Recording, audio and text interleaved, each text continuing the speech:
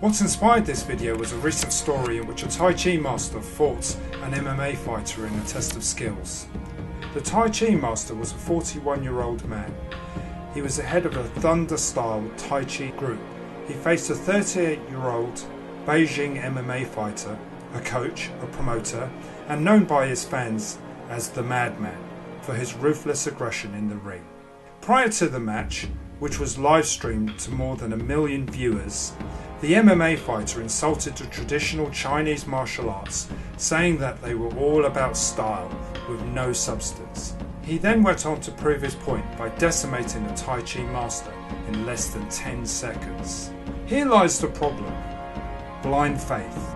People often believe, without question, what they are practicing will work in a real street fight. Street fights are ugly. In the real world, they don't represent a martial arts action film. What makes people believe that they can fight without ever being in a real fight? That's blind faith. So why do people cling to blind faith? Keep watching and we'll discuss why. The reason is fantasy versus reality. It is easier to believe in fantasy without ever testing the reality. Reality being your true ability to defend yourself.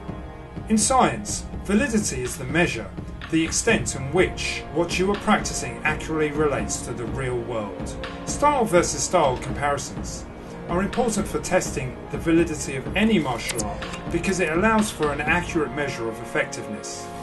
After all, fighting the same style of martial art is easy because there is a level of predictability. Applying what you know to a non-compliant fighter from a different martial art is harder and perhaps a real test of skills. However, if you're going to challenge yourself and another person, then this requires some understanding of what the other fighter does, how they move, and sufficient preparation in the modern context of MMA. This allows us to test fantasy versus reality. Testing your ability is natural when learning any martial art. So important is challenge fighting that it's generally accepted that many of the adaptations in modern martial arts have been a result of these style versus style challenge fights. Although violence has no place in civil society, the benefit of testing your martial art against other styles is invaluable, regardless of how these comparisons occur, whether friendly or non-friendly. Competing with other styles of martial arts facilitates the development of your fighting ability both physically and psychologically. Physically, hypothetical defences are tested in application, and consistency of success is used as a measure of validity. Individuals that take part in challenge fights bring practical experience that benefits their team as a whole and the rest of us watching.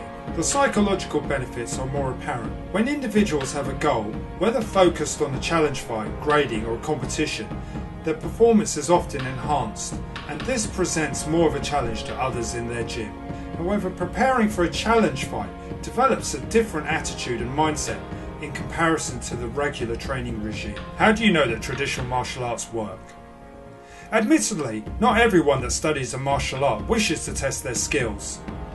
However, we'll only know if it works by testing in challenge fights. It's important for the validity of traditional martial arts, and the many will benefit from the experiences of the few. Although many in the traditional martial arts community reject the notion of entering cross-discipline competitions, the sheer fact of engaging in some form of adversarial training and combat develops a fighting mindset that cannot be simulated. The fight preparation alone has a multitude of benefits that only enhance the overall ability. But more importantly, it dispels fantasy over reality. Thanks for watching.